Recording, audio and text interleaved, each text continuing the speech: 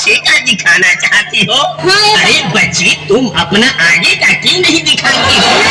पीछे देखने में बहुत दुखी है। अच्छा बच्ची, मगर बात ये है कि हम आगे का बहुत देखते हैं, पीछे का देखने में थोड़ा हम कमजोर हैं। बच्ची, तुम और कुछ पूछना चाहती हो? नहीं बाबा, और पीछे के बताएं। अच्छा, आगे पीछे यानी भूतकाल यानी भविष्य काल। बच्ची, एक बात ऐसी है कि तुम्हारे पीछे का जो दशा चल रहा है ना बच्ची, उसमें बहुत गड़बड़ है। क्या गड़बड़ है? बच्ची क्यों घबराती है? तू अभी बिल्कुल बच्ची है, यानी एक लड़का तुम पर अपना मोहब्बत छिड़क रहा है। मोहब्बत छिड़क नहीं रहा है, वो प्यार करता है। बच्ची, प्यार मोहब्बत का फैक्ट्री हिंदुस्तान में बंद हो चुका है। और ये बताओ कि तुमसे और क्या मांगता है? किस मांगता है? किस?